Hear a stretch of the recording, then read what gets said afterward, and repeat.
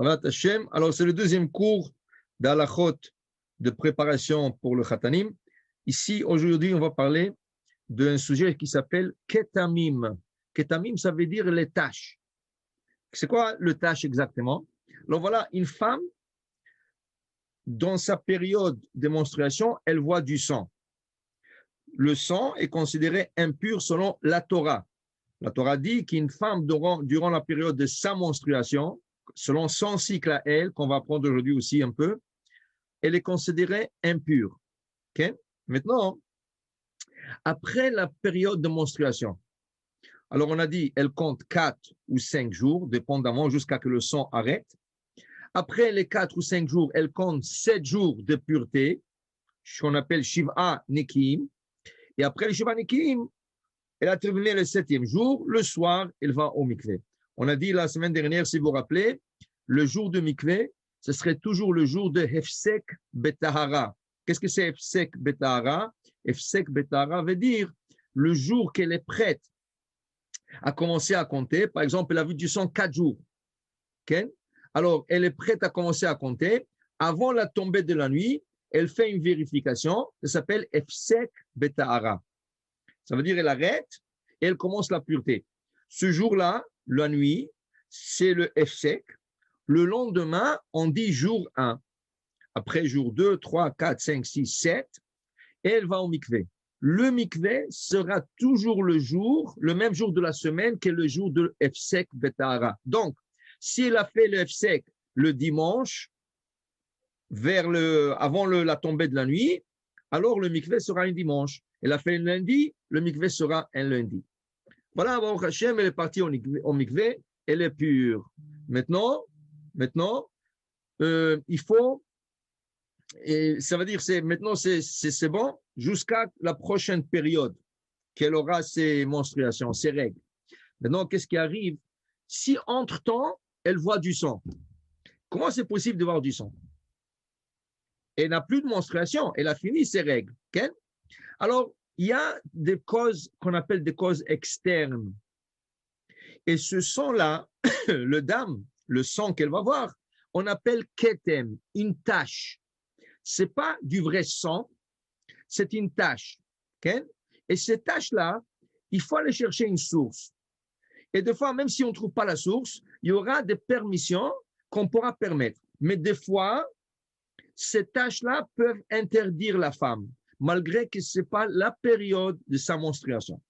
Alors, on va donner un exemple. Voilà une femme, ok? Elle est partie au mikvé, on va dire un dimanche soir. Dimanche soir, elle est partie au mikvé, tout est beau. Mardi, du coup, elle voit sur le sous-vêtement, elle voit une tache de sang. Alors, il se pose la question, waouh, mais il y a 2 jours, j'étais au mikvé, c'est pas possible. J'attends mon prochain cycle, rien que dans 14, 16 jours, qu'est-ce que c'est, 11 jours, mais pas tout de suite, comme ça, en 3 jours. Qu'est-ce qui se passe? Okay? Alors, voilà, on va apprendre aujourd'hui les règles de ces tâches. Il y a des règles, ok? Alors, ces tâches-là, selon la Torah, sont pures, car ce n'est pas la période de menstruation de la femme, ok? Mais rabbiniquement, selon Rabbanan, ces tâches-là ont un statut d'impureté. Mais aussi, selon Rabbanan, rabbiniquement, ils ont donné beaucoup de portes d'ouverture qu'on peut permettre ces tâches. Première règle, la plus importante, et ça c'est une règle qu'il faut toujours garder en tête, on appelle ça hargasha, le sentiment. Quand la femme, elle trouve du sang, est-ce qu'elle a senti qu'il y a du sang qui lui coule? Qu'est-ce que ça veut dire qu'elle a senti qu'il y a du sang qui lui coule? Elle sent comme si elle est urinée. Vous savez, des fois, il y a des gens qui n'arrivent pas à se retenir, ils urinent un peu, quelques gouttes. Alors, elle a eu ce sentiment comme s'il a uriné et ne pouvait pas se retenir. Après, elle va dans la salle de bain et elle voit que cette urine qu'elle possède, c'est de l'urine, c'était du sang. Ça, c'est carrément impur de la Torah parce qu'il y a un argacha, il y a un sentiment, il y avait un sentiment et là, on a trouvé du sang. Okay? Normalement, quand une femme, elle a ce sentiment et elle regarde ses sous-vêtements, mais il n'y a rien. C'est propre, complètement propre. Mais pourquoi elle a eu ce sentiment? Donc, ce qu'il faut faire, il faut faire une bédika, une vérification. Alors, elle a son petit tissu qu'elle reçoit au mikvé, okay? Et là, elle fait une petite vérification. Si elle trouve rien du tout, ou si elle trouve une couleur qu'on va voir qui est cachère, alors elle continue, il n'y a pas de problème. Okay? Mais s'il trouve du sang, okay? S'il trouve du sang sur le sous-vêtement ou sur le tissu, c'est impur. Mais si elle trouve rien, c'est bon, elle continue. Ou par exemple, elle a senti son corps, elle a eu comme une vibration dans le corps et elle a dit, wow, ça c'est une sensation de menstruation normalement. Et elle se vérifie, elle trouve du sang, ou elle a trouvé du sang sur les culottes, sur le sous-vêtement, elle est impure. Mais s'il n'y avait pas d'argacha, rien qu'elle va à la salle de bain normale, elle regarde ce sous-vêtement et elle voit une tache de sang dans le sous-vêtement. Elle dit, waouh, c'est bizarre, j'ai rien senti. D'où est-ce que vient cette tache? Alors déjà, il n'y a pas de argacha. Il n'y avait pas de sentiment. Okay? Ça, c'est un bon point. Mais le problème, la tache du sang, Chachamim l'ont rendu impur. Mais il y a des conditions, comme on a dit. Quelle est la condition? Quelle est la taille de cette tache?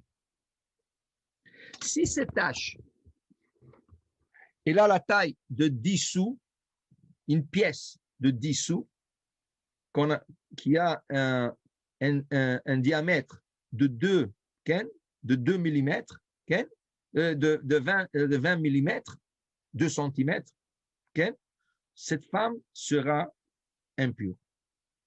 Okay? Si la tache est beaucoup moins que le 10 sous, okay? C'est beaucoup plus petit, c'est du sang, mais c'est beaucoup plus petit. Même si du sang, le fait qu'il n'y avait pas argacha, il n'y avait pas un sentiment que quelque chose coule ou quelque chose, alors elle est pure. Parce que la tache est trop petite, ils ne l'ont pas décrété sur un tel type de tache. Okay? D'où vient cette grandeur?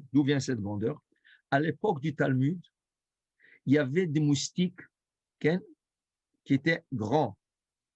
Et quand ils écrasaient la moustique, ça faisait comme, vous savez, la moustique, elle suce du sang de la personne. Alors, quand tu écrasais la moustique, tu trouvais une tache de sang. Okay? Jusqu'à combien? C'était la grandeur de la tache, la grandeur des dissous. Aujourd'hui, si tu écrases une moustique, même la moustique n'est pas à cette taille. Et c'est sûr que le sang, tu vas trouver, c'est une petite goutte de sang. Mais on se base toujours le décret original. Donc, si tu écrases une moustique à l'époque et tu avais la taille de ça, on dit, ouais, c'est peut-être, la source de ce sang dans le sous-vêtement, qu'il y avait une moustique là-bas, qu'elle n'a pas senti elle l'a écrasée sans faire exprès, et c'est ça la tâche qui est là-bas. Alors on trouve sur quoi dépendre la tâche. Et comme c'est rabbinique, on essaiera tout de dépendre la tâche. La femme dit, voilà qu'elle a essayé avec l'ongle, okay, elle voulait se nettoyer, mais avec l'ongle, elle s'est graffinée l'endroit là-bas, et cette graffinure lui fait, quand elle touche avec le papier toilette ou avec un tissu, elle trouve du sang. Mais elle voit qu'elle a une graffinure. Donc, on ne va pas la rendre impure, on a la source. Okay? Des fois, la source est interne. Ça veut dire qu'elle a fait une vérification interne et avec l'ongle, sans faire attention, elle a scratché sur le paroi de l'intérieur, ce qui fait que ces parois, ils sont sensibles et chaque fois qu'elle rentre quelque chose, ça lui donne une tache. Des fois, sur le tissu, elle peut voir la tache est en ligne droite. Des fois, ce n'est pas en ligne droite.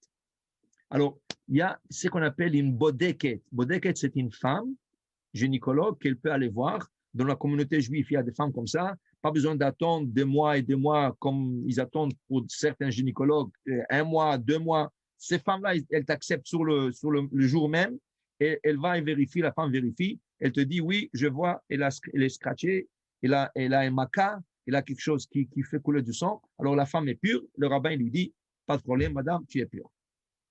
Mais non, même s'il y a une tache plus grande que 10 sous, quelle est la couleur de cette tache?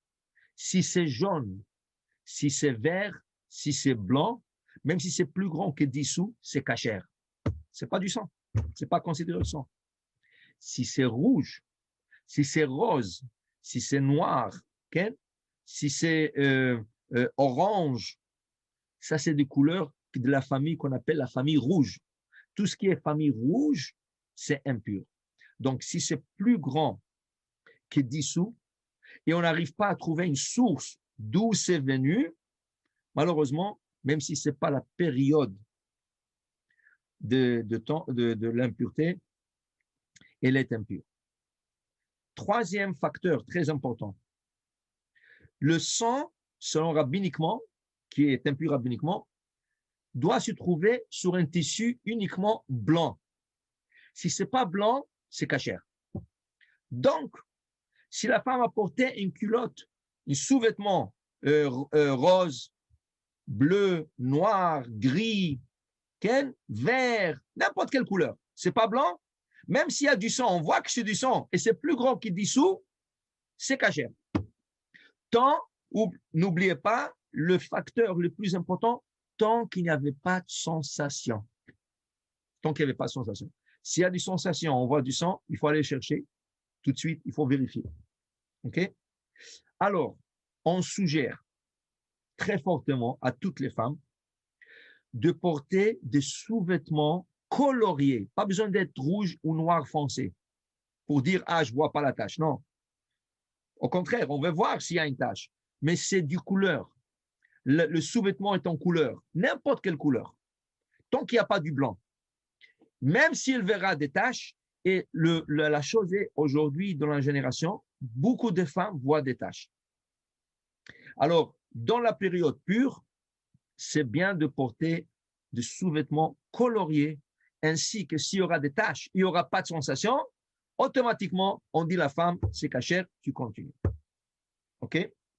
Il y a ce qu'on appelle panty liner. C'est comme un pad que les femmes mettent dans le sous-vêtement, que quand elles tâchent ou quand elles déchargent, comme un liquide un peu, alors ça protège le sous-vêtement, et ça se change. Et c'est très courant que les femmes mettent. Mais le panty liner, ce pad, il est blanc. Alors normalement, ça aurait dû être un problème. Mais les décisionnaires, ils ont dit qu'aujourd'hui, ce n'est pas un problème. Pourquoi? Parce que ce pad, oui, il est usage unique. Donc, ce n'est pas comme un vêtement, ce n'est pas un habit ni un ustensile. C'est quelque chose qu'on jette dans la poubelle. On le porte la journée, on le jette. Donc, même s'il y a une tache rouge là-dessus, et c'est blanc, le pad, il est blanc, ce n'est pas considéré comme une tache. Encore, tant qu'il n'y avait pas de sensation. OK?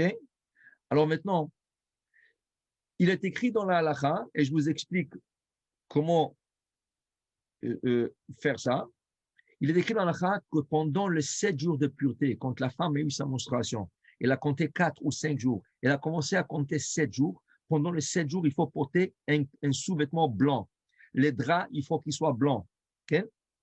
Le problème avec ça, comme les femmes aujourd'hui, elles ont beaucoup de tâches, Rav Ovadia Yosef a décidé que c'est mieux de ne pas le faire. C'est mieux que même pendant les 7 jours de pureté, porter des sous-vêtements coloriés et de draps coloriés pour ne pas avoir ce problème de taches. Oui, la halakha, c'est écrit dans tous les livres comme ça, mais si vous regardez Rav Yosef, il a dit parce que les femmes, elles tâchent beaucoup aujourd'hui, c'est mieux de ne pas le faire. C'est mieux de porter coloré. Donc, ça, c'est une grande différence séfarade, ashkénaze. Les ashkénazes exigent que ça soit blanc. Le séfarade allège, ils assouplissent, ils disent que non, même colorié pour sauver de la femme. Sachez que la femme qui allaite, elle a presque toujours ses taches. Pourquoi? Parce que comme on a parlé la dernière fois, le sang de menstruation, il tourne en lait. Mais certains sangs qu'elle doit tourner en lait ne le fait pas, donc il s'échappe. Alors il devient des taches. Okay? Alors à cause de ça, les femmes qui allaitent voient beaucoup de taches. C'est normal. Des femmes qui prennent des pilules contraceptifs, elles tâchent beaucoup.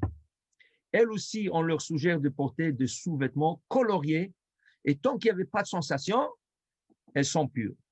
Okay? Alors, je récapitule. Pendant la période de pureté de la femme, après qu'elle est partie au mikvé, jusqu'à la prochaine période, la période de pureté, il est possible d'avoir des taches comme c'est des pertes de sang. Rabbiniquement, c'est impur, mais il y a des conditions. Il faut que ce soit la taille de 10 sous et il faut que ça se trouve sur un vêtement blanc. Si c'est moins que 10 sous, okay, même si sur un habit blanc, c'est cachère. Okay? Si c'est plus que 10 sous et sur un habit colorié, c'est cachère. Okay? Et s'il y a une sensation, comme la femme elle a des frissons, ou la femme sent comme si elle vient d'uriner un peu dans son sous-vêtement et elle trouve un peu du sang, il faut qu'elle fasse une vérification. Si la vérification sort pure ou de couleur pure, qui est jaune, vert et blanc, elle est cachère. S'il y a des taches, après une sensation, taches de rouge, c'est un problème. Mais à part ça, le ktamim, les taches sont bons et conseillé pour les femmes séfarades de porter des habits coloriés. On a fermé ici une fenêtre. Ça, c'est les tâches. Ça, c'est la responsabilité de la femme. Mais je vous l'enseigne à vous, que vous sachiez que des fois, si votre femme dit « Ah, j'ai trouvé une tâche, qu'est-ce que je fais ?» Vous sachez au moins poser la question. Si vous n'êtes pas sûr, demandez à un rabbin « Qu'est-ce que je fais? C'est pur, c'est pas pur, comment je continue ?» Mais une chose est claire. Ne décidez jamais, ni toi, ni ta femme, que la femme est impure. Une fois que vous avez dit, ah, elle est impure, même si on trouve après qu'elle est pure, elle reste impure. Alors, il faut dire, je ne sais pas. Je demande. Je n'ai pas sûr, demande. Si on t'a dit tu es pur, tu continues. Si on t'a dit impur, tu es impur. Mais pourquoi se rendre impur quand ce n'est pas nécessaire? Donc, si tu n'es pas sûr de la situation, il y avait un argacha, il y avait une sensation, il n'y avait pas, comment on a trouvé, est-ce que c'est grand plus que 10 sous, est-ce que là, le couleur, c'est bon, pas bon? Demandez la question pour être sûr, pour ne pas se rendre nida pour rien. Pourquoi? Elle vient d'aller au mikvé. Alors pourquoi la rendre impure quand ce n'est pas nécessaire? Ok? On ferme. Si quelqu'un a une question, on va répondre. Sinon, on continue sur le prochain chapitre. C'est bon? Ouais, pas de question. Oui? C'est correct. Correct, c'est bon. Alors, on continue. Oui, c'est parfait. Razak. On continue avec ce qu'on appelle le calendrier. Okay. Ici. Okay. Une femme, elle doit savoir plus ou moins son cycle. Chaque femme, ok, que vous sachiez, chaque femme, elle a un cycle différent. Ok? Chaque femme, elle a un cycle différent. Et chaque femme doit connaître son cycle. Ok? Pour se faire un cycle, pour que la femme se établit un cycle, ça lui prend un petit calendrier comme ça. Ça peut être le calendrier normal, mais ça prend une chose comme ça. Le Havdil, c'est un peu tic-tac-toe. OK? C'est quoi tic-tac-toe? Tu as besoin de 3 cases, le même. OK? Mais ici, les 3 cases doivent être sur la même ligne. Alors, qu'est-ce qu'on a ici? Regardez. On a ici une case qui s'appelle jour ou nuit. Est-ce qu'elle a vu le sang le jour ou elle a vu le sang la nuit? On a une case qui s'appelle le jour du mois. Quel jour du mois hébraïque? On ne dit pas 15 juin, 15 février, non. Quel jour du mois hébraïque elle a vu le sang? L'intervalle. Quel était l'intervalle entre période numéro 1 et période numéro 2 et période numéro 3? Entre 1 et 2, combien de jours il y avait? 26 jours, par exemple. Entre 2 et 3, combien de jours il y avait? 3 et 4. OK? Elle écrit tout ça ici. Et là, on a ce qu'on appelle 30 jours, le 30e jour. Et en hébreu, ça s'appelle Ona Benonite. Là, on a la période moyenne. Alors, on commence à expliquer un par un. Ici, OK, ici, dans la case, on marque, OK, jour ou nuit. Alors, elle a dit jour, premier, on va dire, en février, elle a eu ses règles le jour. Mars, jour. Okay? Avril, la nuit. Ça, c'est un problème. Parce qu'on n'a pas trois. On a besoin de trois. Donc, dans ce cas, on ne limite pas à 3 mois. On continue jusqu'à qu'elle sache, la femme, jusqu'à qu'elle sache, est-ce qu'elle fixe ses règles en journée ou la nuit. Il lui faut absolument 3 mois, jour, jour, jour, ou nuit, nuit, nuit, pour savoir qu'elle est fixe sur le jour ou la nuit. Une fois qu'elle aura ça, et c'est sûr qu'elle aura, parce que normalement ça viendra, okay? Maintenant, c'est ces 3 cases qui sont les plus importants. OK? Et c'est là qu'on va voir quel est le cycle de la femme. Jour du mois. En février, c'était le 20, okay? Le 20, on va dire 20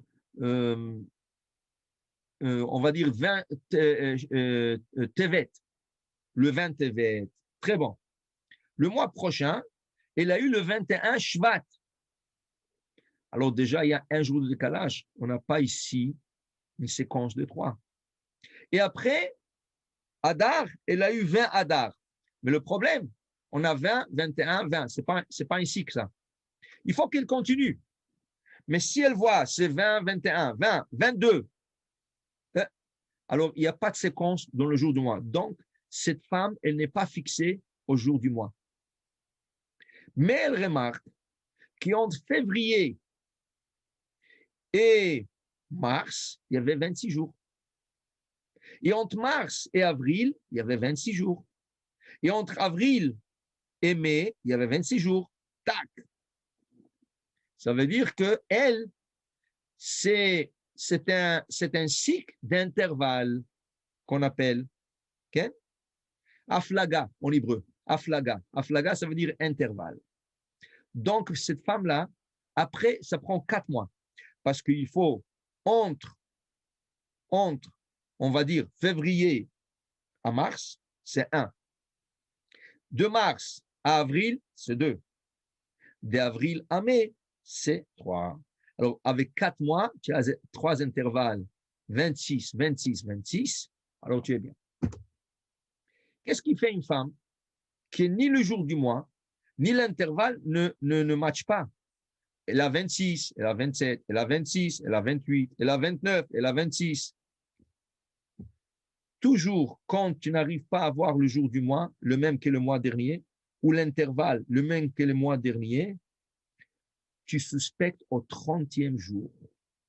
30e jour, c'est une moyenne chez les femmes qu'une femme ait ces périodes de menstruation.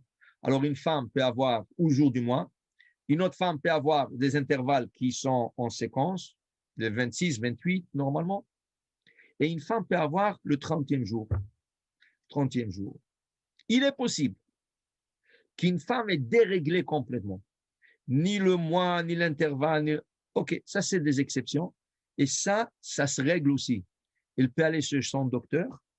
Il y a des pilules. Okay? Le gynécologue peut lui prescrire des pilules pour régler ça. Parce que des fois, ça peut interférer avec le fait de devenir enceinte. Les femmes qui sont déréglées et n'arrivent pas à avoir l'ovulation en leur temps et ça leur empêche de tomber enceinte. Dans ce cas, elle verra un médecin, il peut lui régler ça. Il peut lui faire des cycles de 26, 27, 28 jours, dépendamment. Okay? Il ne peut pas dire combien, mais les pilules peuvent. Mais ça, c'est déjà médical. Qu'est-ce qui arrive si une femme n'arrive pas à trouver ni le jour du mois, ni l'intervalle, ni le 30 jours, et rien ne se passe?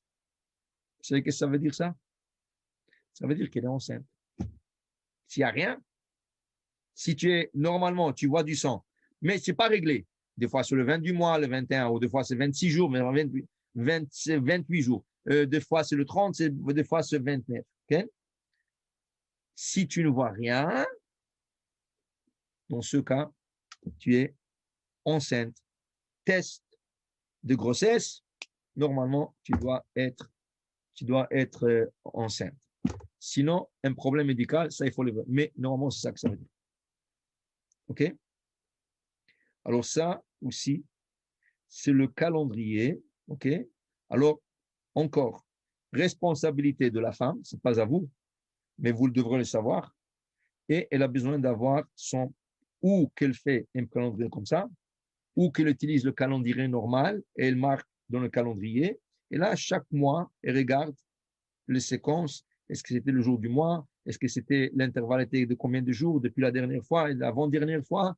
Et est-ce que le 30e jour, il y avait quelque chose? Okay? Une fois qu'elle se règle, c'est fini. Elle sait quand se règle bien. On ferme cette fenêtre aussi et on continue quelque chose qui a à voir avec ça. OK? Avec ça. Là-dessus, sur le calendrier, est-ce qu'il y a des questions? C'est clair? Alors, on continue. OK. Regardez. Chachamim demande, OK? Chachamim exige que juste avant que les règles viennent, tu te sépares de ta femme. Qui veut dire, si on va dire, exemple, on sait que chaque 26 jours, le jour, en journée, la femme reçoit ses règles. Chaque 26, c'est un exemple. Chaque 26 jours, en journée, la femme reçoit ses règles. Chachamim disent, tu dois te séparer de ta femme, une ona qu'on appelle. Le terme c'est ona ici. Ona de séparation. Qu'est-ce que c'est ona? Ona, ça vaut équivalent 12 heures. Ona, c'est la valeur de 12 heures. Donc, quand ta femme a besoin de recevoir ses règles, tu as besoin de te séparer d'elle 12 heures avant.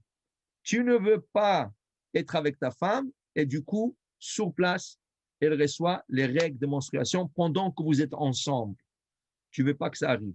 Ce n'est pas une situation agréable, ni pour toi, ni pour ta femme. Et si ça arrive, chas v'shalom, tu dois attendre avant de te retirer de ta femme. Ça veut dire que si ta femme, tu es ensemble et en plein acte, elle te dit, ouais, je pense que j'ai eu du sang, j'ai senti du sang, tu ne veux pas te retirer.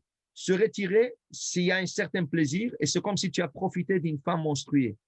Il faut rester tous les deux.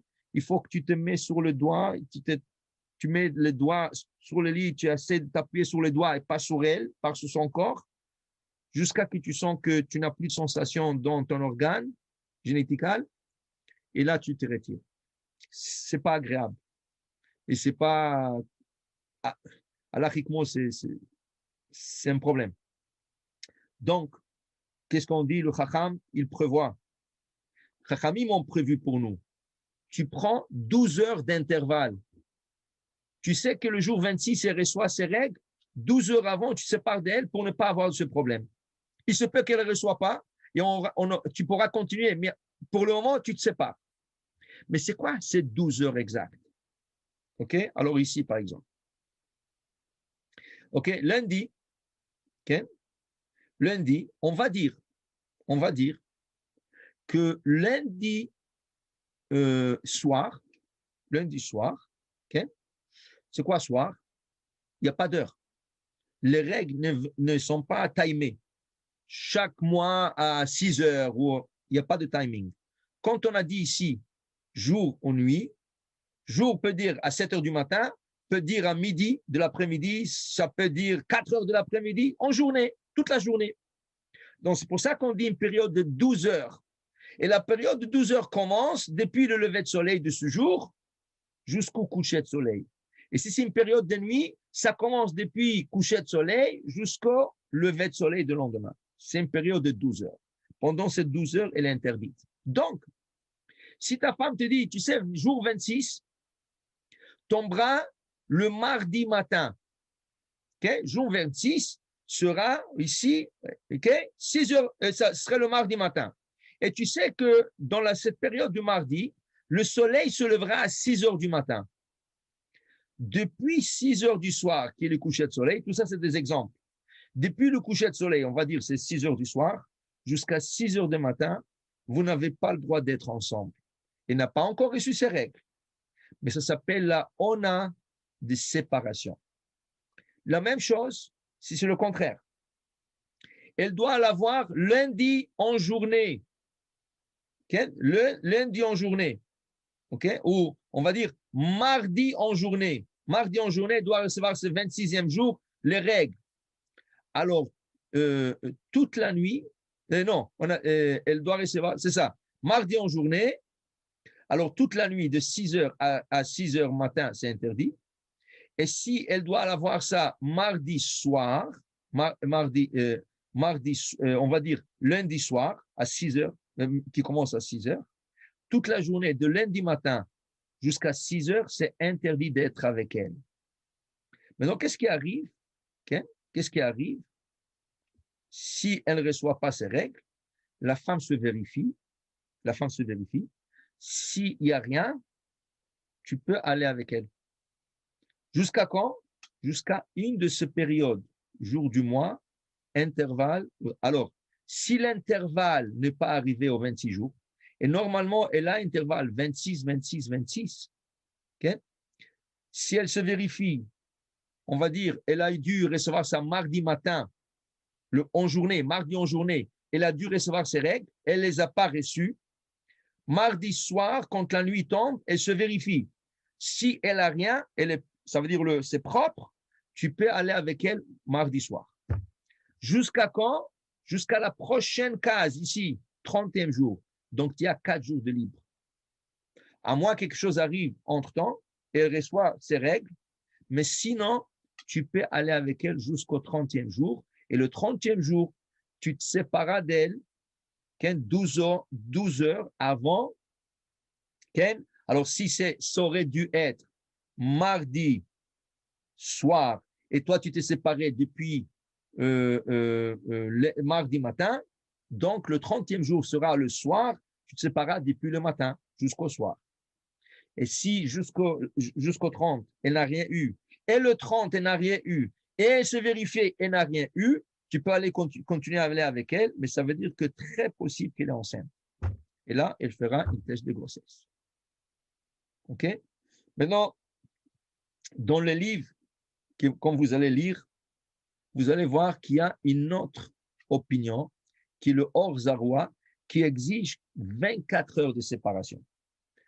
Pour le moment, on ne vous suggère pas, vous êtes déjà un couple, on ne vous suggère pas de le faire. On va se limiter à 12 heures. Okay? Quand le couple est plus âgé et ils ont des enfants, là, on va leur dire essayez de faire 24 heures de séparation. Mais pour le moment, avec 12 heures, vous êtes bien. Et ce n'est même pas 12 heures. C'est depuis le matin jusqu'au soir, c'est des fois 10 heures. En hiver, c'est plus court, mais on appelle ça, là, on a la période de 12 heures. OK? Est-ce que ça, c'est clair?